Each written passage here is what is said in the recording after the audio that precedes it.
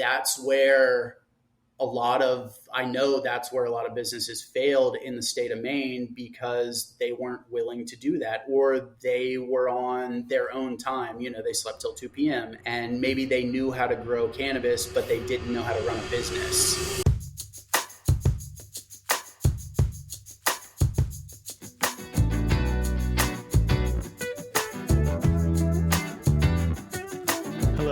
Welcome back to another episode of Story of a Startup podcast. Jessica and I here have a special guest who I've had the pleasure of knowing here for about, I want to say 5 years now, Frazer, who's, met through my wife, Sarah Catherine, really good friends with her older brother, Andy Postian. And welcome to the show, Frazer. So happy to have you today. Thank you. I'm excited to be here. Yeah, let's just get right into it. So, for those who are really curious about entrepreneurship, I feel like there's such a, relationship between entrepreneurs and especially fields or industries that are emerging. What do you do? What's your field? What's your business? So I own a medical cannabis company just north of Portland, Maine, called Flying Fish. I'm a medical cultivator, so I don't have a store, anything like that. We grow and wholesale directly to dispensaries. And how long have you had your store for? I've had the business for July of 2021. We started building, and I've had product on the market here in Maine since February of 2022. That's amazing. And I've had the pleasure of seeing and experiencing some of your product. It's really good. You are very good at what you do. Thank you. You definitely have one of the greenest thumbs of anyone I know. Thank you. It's taken a lot of trial and error, and also just being at the right place at the right time, being taught by people who have so much more knowledge than I do, and being gifted knowledge that was beyond my years. So I'm grateful for that, but lots of trial and error, definitely. I mean, one thing that people are always curious about is like, how did you get to start your own business? What was the point? Like, was it during COVID where you were like, okay, it's time to go out, strike out on my own. I have enough confidence or daring or resources saved up. What was that kind of turning point you would say in your own hero's journey? It's kind of an interesting story. I would say, like, ever since I was 16 years old, I've enjoyed cannabis more than the average human being. When I was a younger man, it was more the consumption and sales of it. And as I've gotten older, it's kind of shifted to the cultivation side of things. It's very therapeutic, and it's a challenge to try to grow the highest quality medicine that I'm capable of. But before I was into cannabis professionally, I worked on boats. I've got my 100-ton master captain's license. I've got a sailing endorsement. All of my 20s, my late teens and 20s, I spent working on boats, all different types, large boats, small boats, sailboats. COVID happened, and I was supposed to go out to Alaska to run a whale watching boat in Juneau. They pulled the plug on my job offer. They told me not to drive across the country. And so, like a lot of people, I was kind of stuck in a holding pattern. I didn't know what I was going to do. Didn't know how to pivot. I was lucky to be in a place where I could stay, but I wanted to progress. So I had a buddy that I've known since I was a kid that had been poking me for 4 or 5 years, trying to get me to come run his grow operation up in New England. And a few months into COVID, I reached out to him asking if he still had a job offer and if he still wanted my help. And he was like, yeah, man, get up here. Wish you were here last month. So I packed my car and drove up, moved to Portland, Maine, and started running his operation. And did you know anything about growing at that point, or was that where you began learning? I did. Ever since, like I said, when I was younger,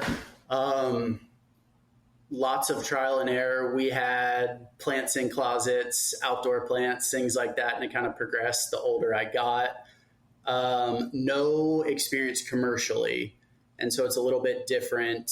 But a lot of it is truly standard operating procedures. It's scrubbing trays when nobody else is looking, or making sure you wipe the walls down, or not cutting corners and saving that 20 minutes because you're the only person there and nobody will know if you don't do it.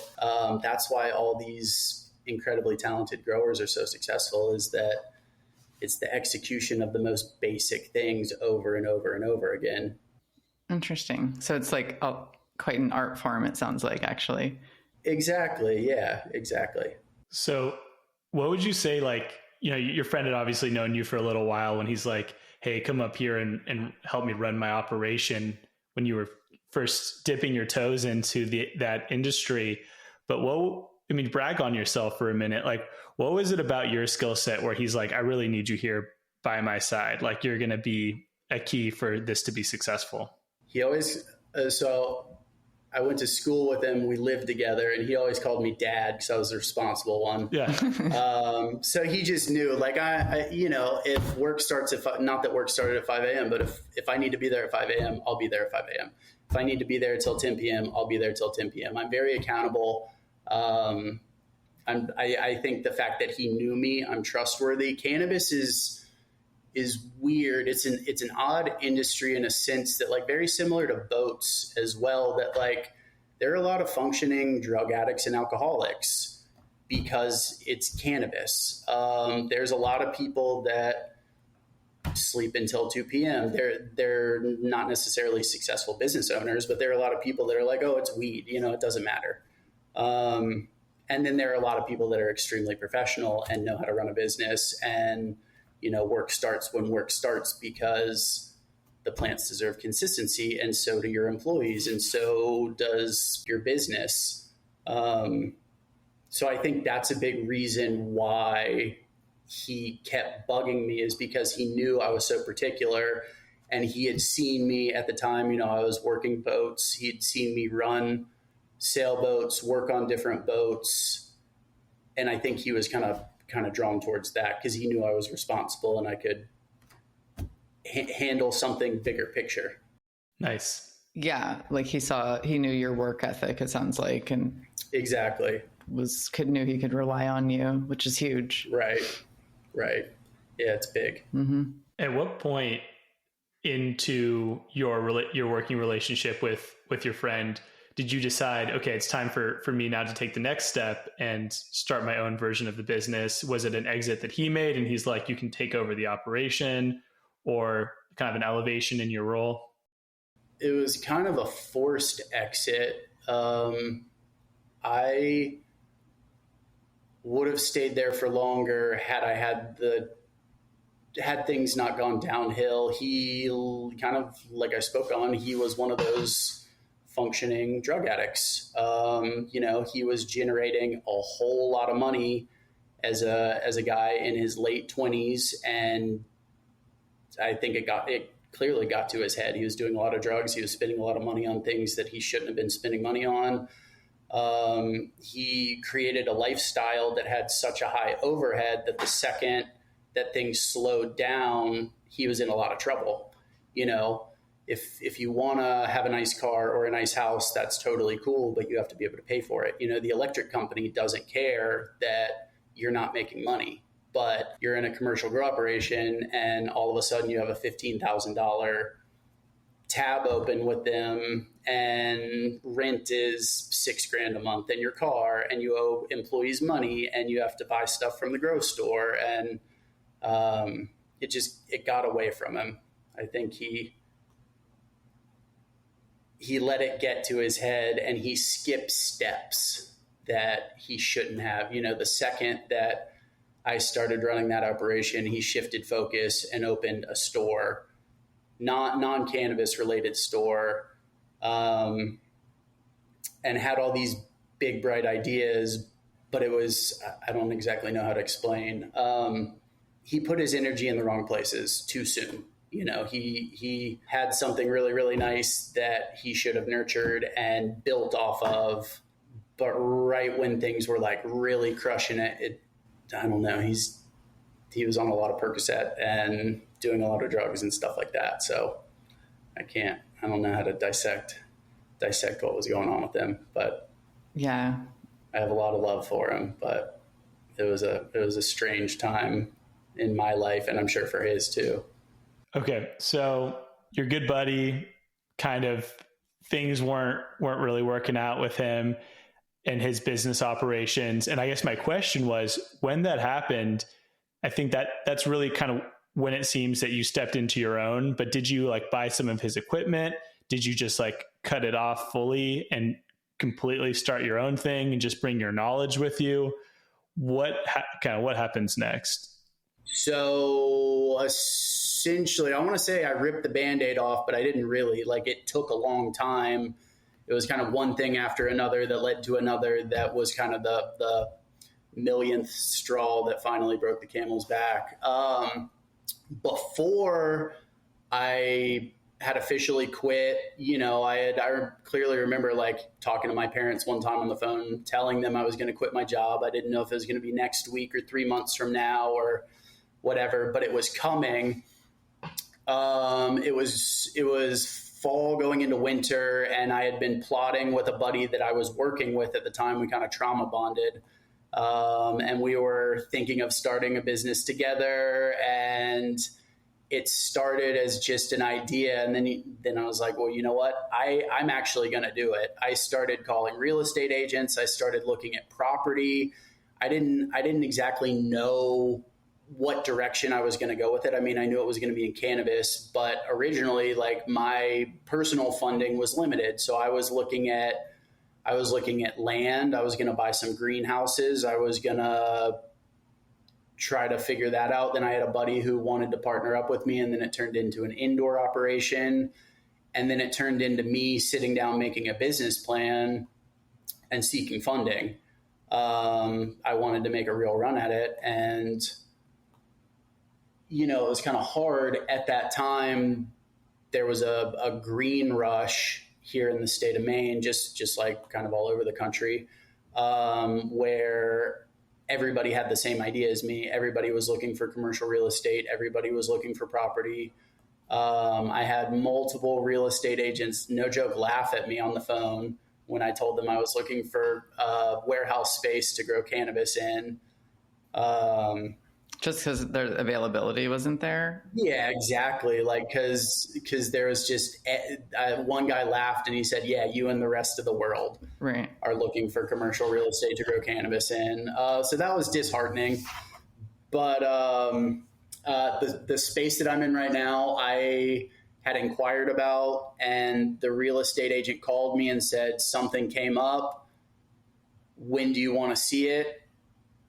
And I just told him before anyone else, if you want me to drive up tonight, I will. If you want me to drive up at 6 a.m. tomorrow, I will. So I met him the next morning.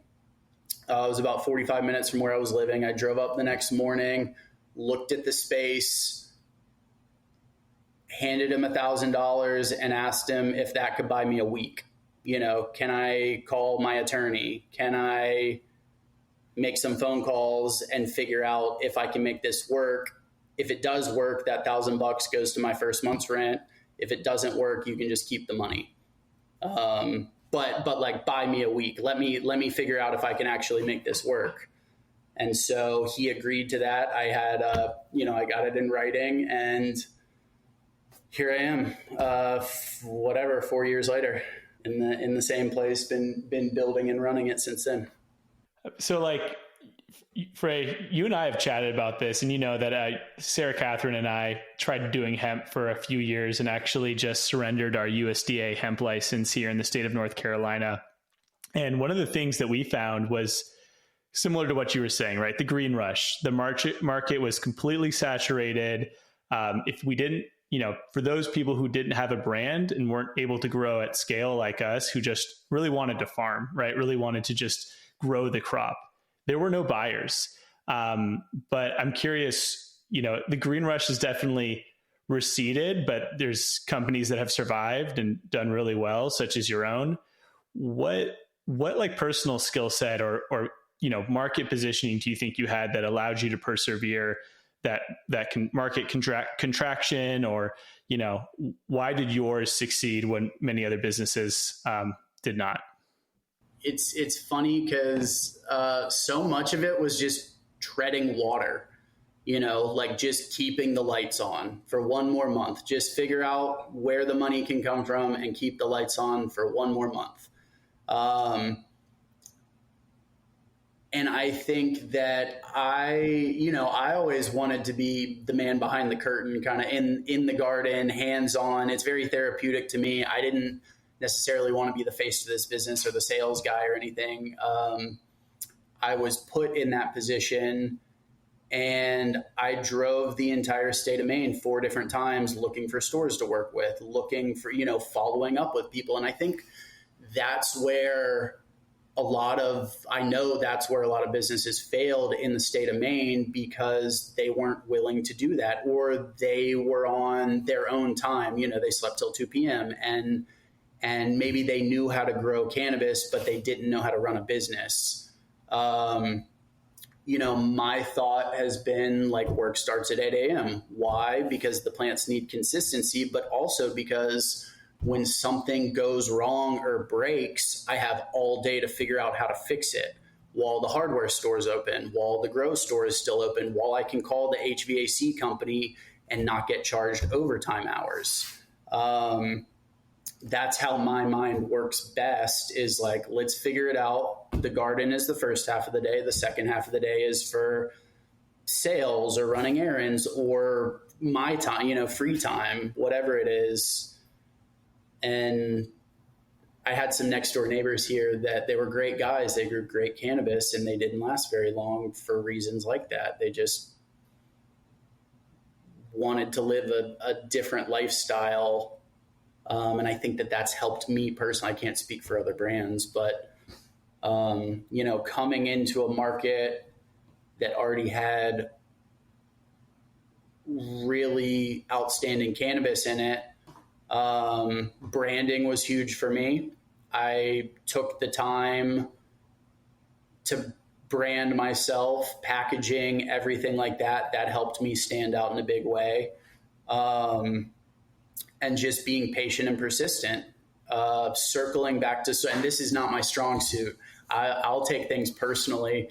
If I email a store and they don't respond, or what, I'm like, oh, they hate me, or something bad happened. And it's like, no, dude, everybody's busy. Everybody's really busy. People forget. I forget. I've got a lot on my plate. I'll mean to text somebody back and I won't. I'll look at my phone while I'm in the middle of a project and put it down to, it happens. So I've got a really wonderful friend of ours who's being our sales rep now, which was a huge milestone for us. Her name's Janice. She's wonderful. And I've had this conversation with her, and she's like, no, dude, I don't give a shit. I'll call them every Monday. I'll text them every Monday. I'll email them a menu every single Monday, because that's just what you have to do. People forget, and you have to remind people, or, hey, it's been a while. Let's go drop another sample. Let's go. I'll take time out of my day and go show face in the store and just reintroduce myself. And it's stuff like that a lot of these stores, it really was like, man, I've been seeing your product all over the place. Like your brand sounds so familiar. And it's like, I've been in here 4 times. You're fine. Or the biggest thing is when patients go into stores and they start dropping your brand name, being like, do you have flying fish? Where's the flying fish? Or whatever, whatever the brand is, that helps in a huge way, because the stores want to stock the product that the patients want. And that, that means it'll move. Yeah, that makes sense. Yeah, it feels like a lot of what you were saying, like your edge almost feels like your natural ability to kind of think of it from a business perspective and like efficiency. And it seems like, I don't know, I know nothing about boating, but I feel like boating is an activity where you have to be very particular and like, things are specific. Like, exactly. So it feels like that in a way that helped you. I'm good at that. My mind works that way. And like running a cannabis garden in a lot of ways is like running a boat. There are a lot of standard operating procedures, but at the same time, it's an art form. And just because it works on one boat does not mean it translates to the next boat or the next boat. Same with this garden. Just because it works here for me, and the space and time and resources I have does not mean it's best for your garden or their garden. So it's I like that. It's a challenge, figuring it out, how to crack the code and make it work best for me and how I'm trying to use it. Yeah, absolutely. Yeah. And I'm just, my thought when I started this business, I kind of knew that it was a competitive market. I didn't truly know how competitive when I was first starting, but my whole thought process was like, if this business is going to fail, it's going to be for reasons that are so far out of my reach that like it will not be for a lack of effort on my part. I don't want to go to the store a 10th time, but I will. I'll circle back as many times as I need, or I'll be here at 5 a.m. I'll scrub the trays myself. I'll clean the rooms. I'll do all this. I'll trim all the product as well. And that's how it was. Our first few harvests, it was me and my family, our crew sitting in lawn chairs, trimming our first harvest. And it's just evolved from there. So it's been a really beautiful process, stressful and chaotic and beautiful all at the same time. But it's been cool to watch it unfold. And sometimes it feels like it's taken forever. And then other times it feels like it's been moving at rocket speed when I really sit down and think about it. I want to ask you about branding. I mean, you mentioned this is something that you put a lot of love, a lot of attention into, but starting at the highest level, how'd you come up with the name Flying Fish? And then what other thought and what was your approach to branding when you decided to kind of make sure that you were standing out from your competition? So the name Flying Fish, it's a family. It's a long story, but my great grandfather was stationed on a small boat in the South Pacific during World War II. And he used to tell a story about how every morning they would wake up and the deck of the boat would be covered in flying fish. Just covered. They'll if you've never seen them, they'll literally jump out of the water and land on the deck of the boat. And at the time when he was there, it was all these, late teenage, early 20s men that welcomed extra sources of protein. So they would salt them up and eat them in the morning with their military rations. And there's a quote or a saying that goes, "To fair winds and following seas." And he would always say, after that, he would say, "To fair winds and flying fish," kind of like a good luck or a break a leg. And so when I started sailing professionally, everybody on my mother's side started saying that to me as a good luck, as a, "To fair winds and flying fish. See you when we see you." And I was about 200 miles offshore on a sailboat doing a delivery, and I don't remember what I was doing. I was on the deck of the boat doing something, and I got hit in the chest by a flying fish. I didn't know what it was. It like felt like somebody hit me in the chest with a baseball. It scared me. And I looked around and I looked back and the captain was dying laughing. And it was a flying fish, mate. This hilarious British guy. And so after that, I decided to get it tattooed on my body. I love flying fish. And I was like, all right, now everybody's been saying "To fair winds and flying fish." I just got hit by a flying fish. I love flying fish. I've got a connection to flying fish. That it kind of became the branding of my life. And I wanted to start a business called Flying Fish. I didn't know what it was going to be.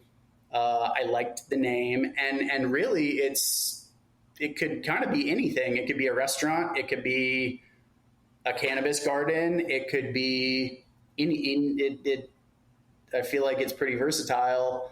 And I started the branding. I was living in Boston at the time, and I wanted it to be a clothing company. So I had some initial branding done, and kind of, I don't remember what happened. I got a bunch of stickers printed, but never really proceeded with the clothing. And then when I moved to Maine and the opportunity presented itself to start my own cannabis garden, the name, it was just like perfect. Like, it's a very coastal thing. It fits in here in Maine. And it was a no-brainer that nope, it's going to be called Flying Fish.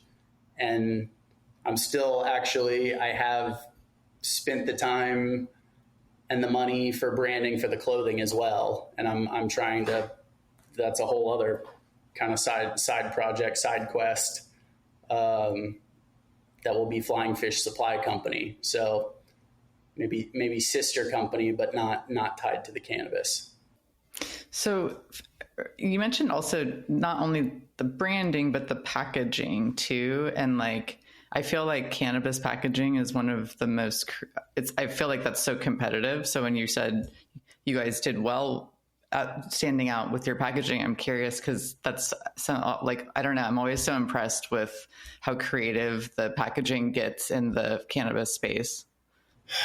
There are so many different people in the cannabis industry there are so many different types of people that like cannabis, but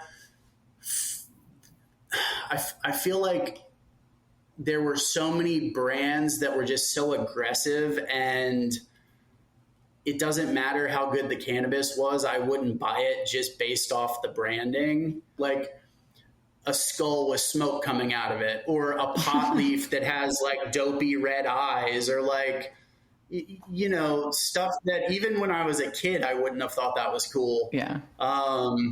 That's like very aggressive and just clearly kind of screams traditional market, black market. And I wanted something that was inviting, that you could look at it and appreciate the quality of the product, but also appreciate the thought that went into the packaging. That, I kind of have a dream of opening a store, not necessarily in the state of Maine, but I want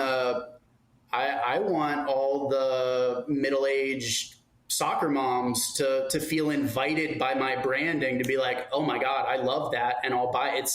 I want something, not that my grandmother would go to a store and buy cannabis, but I want something that she would be like, oh, that looks nice. Or my mother. There are a lot of people now that are smoking weed that weren't before. And it's a big market, and the young kids are not all of it. That's very true. There's a lot of brands in New York City and anywhere, California, that are in those Mylar bags that are very aggressive, that are geared, in my opinion, to younger kids. That, sure, I want them to appreciate the quality of product I'm putting out, but I don't know. I want more than that. And it doesn't like fit me as a person. So here's an eighth container of ours. Oh, yeah. That's really nice. That's beautiful. So we've got the waves, and I don't have a lid to it. And here's a pre-roll. Yeah. It's classy. Yeah. And like strong branding. Yeah. I like that. And then I've got the fish right here, and I've got a banner on the wall too. I know I'm going to have to purchase one of your sweatshirts. I think those are awesome. I love them. Yeah. I'll bring a bunch of sweatshirts down. Absolutely. Yeah, but you are kind of seeing that trend, right? And I feel like this happens when things are in a black market and they are taboo, that because of that, it's like, well, if I'm going to get the product, I'm going to make it as potent as possible, right? Like I'm going to drive up the THC percentage to like 25, 30% and, or more, right? Like get the concentrates, and there's a spot for that. But and then there's like your CBD, mostly like nothing products. And it's like, what happened to that, middle of the road, like the light beer equivalent of cannabis? It's like, there's like such like a market stuff you used to grow. Niche, yeah. Right. Right. Well, I can't tell you how many people I've got some good friends who have been like, they've seen the weed here in Maine, and my no joke, my friend said, can you get me some shitty weed? Because it can't be too much for some people. Yeah, the strong stuff. Yeah, but also the percentage, like just because it says 25% or 32% or 18%, 12% doesn't mean good or bad. It all depends on the terpenes and like how it's going to affect you. So I had this was a few years ago, I had a really good friend come up from Charlotte to visit me. And the first thing he wanted to do was go into a recreational dispensary because he had never legally bought and pot before. So we went in there, and of course, the first thing he said to the lady is, "What's the most potent thing you have in the store?" And she kind of rolled her eyes and led him over. And she was like, "Well, this one, it's 32%, but I would highly recommend this one." And it was a lower, like, I don't remember, 24%. Right. Or something. And she said, "I personally really, really like this one. The effects are really nice. The smell is really nice." And he still ended up buying the 33% one or whatever it was. Because I think a lot of people, it's interesting. Like, I feel like the consumer is slowly becoming more educated, but not fully. And I think a lot of people just see that like 33% THC and they somehow assume that like they're going to have more product for longer, that it's going to last longer, that they're $35, $30, however much money it is going to go further because it's higher potency, where in reality, like, and I don't remember, I can't remember what my buddy said. I don't think he ended up liking the eighth of flower that he got from the store. We went back and he got the other one and he enjoyed it a lot more. What is a terpene? So the essential oils, basically, you know, the fragrance, the smell that makes every plant unique. You know, everything smells different, tastes different, affects you differently. It's very, very fascinating. Yeah, I love it. I mean, as you said, like every kind of setup, every garden is going to be different, and there's so much science and art that really goes into creating like the perfect, you know, crop and being able to cultivate it year after year. I'm actually curious on some of your processes as someone who's been doing this for a while. Are you making your own like cultivars, or are you like, you know, like have like your go-to like seed supplier and kind of just your like cloning? What's your process like? Tell us a little bit about your operation. So everything that we run in production room is from clone. So it's genetically identical to the mother plant that we cut it off of. We do hunt seeds. We'll germinate seeds and hunt them here. We're not currently breeding, but summertime in Maine, we do outdoor and greenhouse. And so I think this summer we're going to start a breeding project. But everything in this building, we typically run from the clone form. And we typically will hunt seeds, or sometimes we'll buy clones from other growers, other breeders to bring some more variety into the garden, because, you know, it's interesting, the market. Just because I can sell it today doesn't mean 6 months I can sell it, you know, or some stores love one flavor, but other stores don't want it. A lot of it's personal preference. So it's very interesting. We have to continuously be cycling new genetics in and phasing out old genetics. It's an interesting process, and sometimes a little bit heartbreaking that like my favorite ones don't necessarily work the best, or like we don't necessarily get to grow the flavors that we hold near and dear to our hearts. It's the ones that the consumer wants.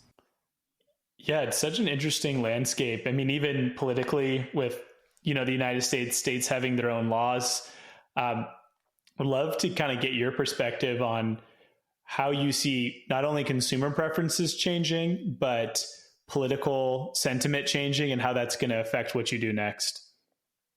I'm very curious as well, kind of the direction that things are going to go. Maine has a really incredible medical program. It's legal for recreational use up here as well. Maine is also an interesting place, though, that, like, you know, the city of Charlotte, where I grew up, there has a larger population than the entire state of Maine. So what's the population of Maine?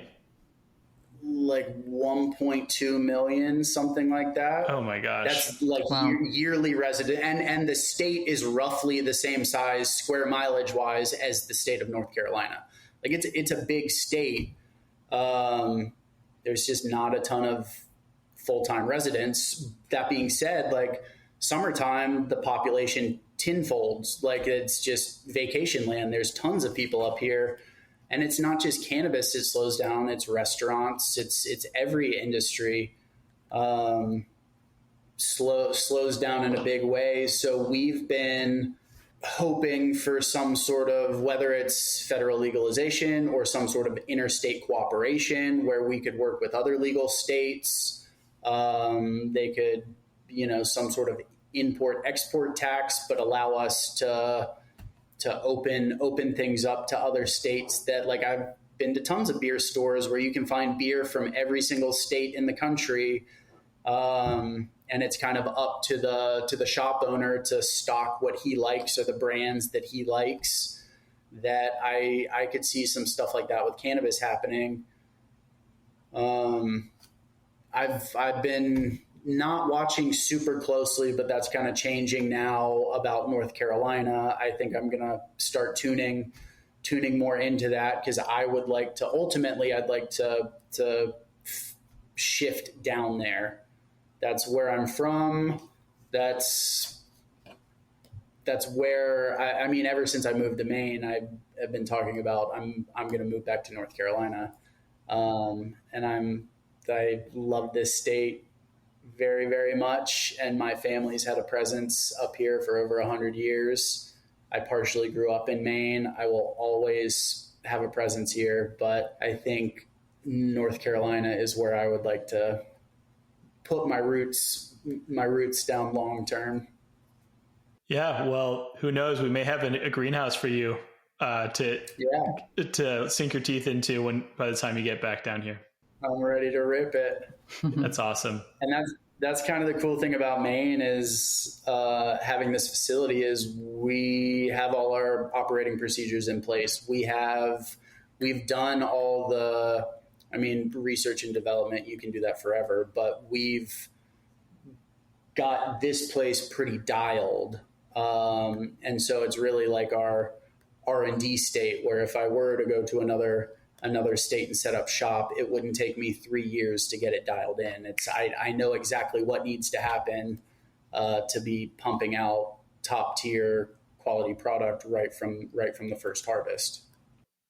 I think one question we love to ask everyone really is for people you've chatted with in your life who want to pursue their own dreams, whether it's, starting their own business in the ag space like cannabis, or if it's they want to create clothing or they want to have their business of whatever flavor. What would be your top piece of advice or recommendation for the aspiring entrepreneur out there?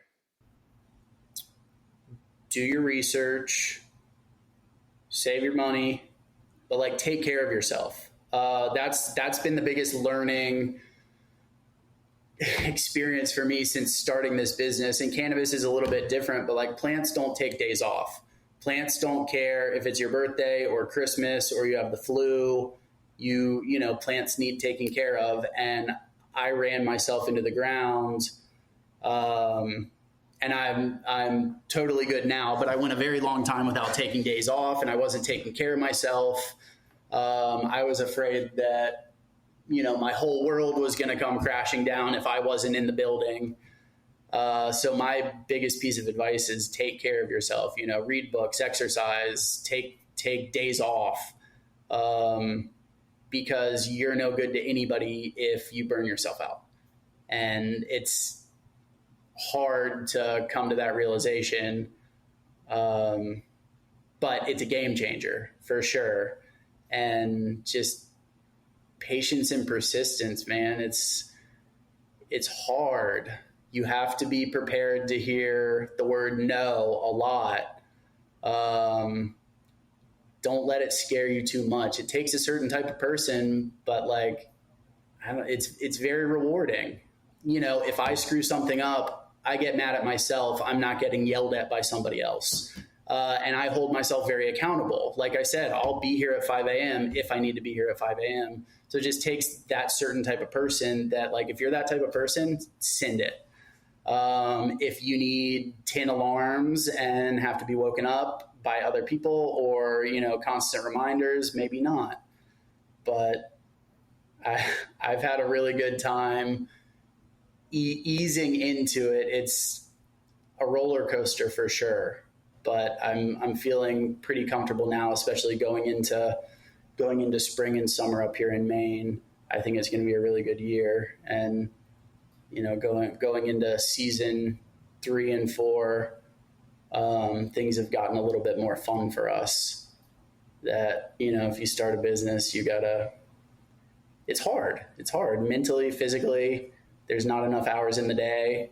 You'll cry yourself to sleep. You'll worry about everything. If you can get through that type of stuff, then you can do it for sure. Jessica, I feel like you've experienced a lot of that. I mean, you've had. Like I'm experiencing that right now. PTSD triggering you. It's just active at the moment. Yeah, no, I totally know what you're talking about. And I talk about that a lot too, just in terms of it's a marathon, not a sprint, like that kind of thing. You have to really, it's the 2 steps forward, 1 step back, all those analogies. They're all true. My latest thing is like, not latest, it's been a thing. I'll have like a victory and I'll be so stoked, and then like a dehumidifier will break or something will start leaking, and it's like, I can't catch a break. But that's what it is. You just have to be ready to tackle it. And that's why I start work early, so I can fix those problems or shift or, you have to be very flexible as a business owner, and you have to wear a lot of hats. You have to know how to do everything. Yeah. And it's hard. Say though, it does get easier, like, as like when you're doing a physical, I manufacture ice cream, so it's the same kind of thing, I'm sure, where like after maybe a few years, like every piece of equipment that's going to break will have broken once. Every problem and like almost everything, you'll kind of do it once, and then when it happens the second time, you're just like, yeah, okay, and you kind of know what to do. Yeah, you're like, come on. You're like, I got this. Yeah, yeah, absolutely. I mean, that's exactly how it is. I would agree 100% that I don't know about absolutely everything, but most things that could have happened here have happened. We've run into lots of different situations and scenarios. And, for this in particular, for farming, it's living, breathing plants. A lot of it is preventative maintenance, integrated pest management, like we are constantly releasing predator mites or spraying preventatively, because I've seen facilities get terrible mites or bugs, and they're very, very hard to get rid of once you have them. That almost like a lot of times it's cut everything down and start over, bomb the building, start from square one, and that can be extremely expensive if you're a large brand. It's worth it. Yeah, no, it's true. Trust me, I know. I'm dealing with all that kind of stuff right now. Sort of. Yep. It's reminding me, in 2022, we grew like 1,200 CBD plants with our license. And that was like way too much for someone who had never grown commercially before. And we had a hurricane weather come through, and the plants got stressed and there was mildew. And we literally just mowed everything down. We're like, no recovery from this one. Well, and I mean, especially for outdoor stuff, is you have, like, at least indoor, I can control the temperature and the humidity and the light intensity and the CO2 and what they're getting fed. And where outdoor, you can do the best you can, but you're at the mercy of the weather. It could be a super rainy season, or it could be, whatever it is. That's hard. Yeah. I want to ask another question about, so you're branching into clothing now, and maybe this is tied to just going through enough cycles so where you feel comfortable in your first business. But for entrepreneurs out there, and Jessica, you're someone who would love to hear chime in on this too, who have a business and are like, am I ready to start my second business? Or like, am I ready to like juggle more than one thing? Right. Because you mentioned your friend who had his business and then he's like, I'm going to open up something different. And that didn't work. Right. So like, what's your own take on, yes, this is the right time, or I'm at a level of comfortability to take another risk? So I've got a few thoughts on that. First of all, I am looking for a business partner to help me with that. I feel like I don't have enough bandwidth to do it just by myself. But I have done a lot of the legwork already. You know, I've got the brand, I've got the branding.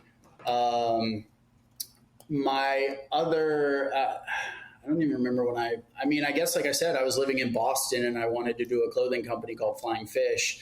So that was 2018 where I had that idea. And here we are, 2025.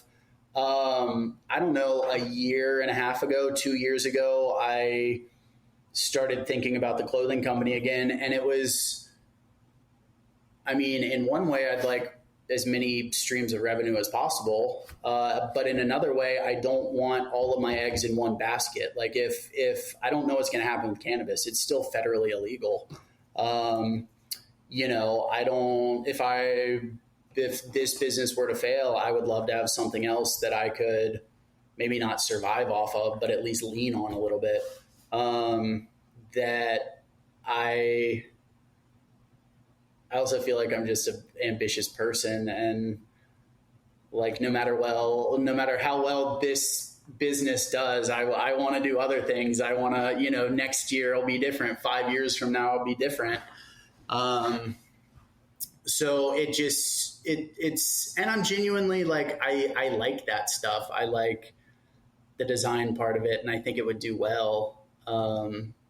So, and I'm not rushing it. I'm going to wait. I'm sure that the perfect person will present themselves to me, at the exact right moment. I have plenty of work to do here in the meantime, but it felt like a good next step.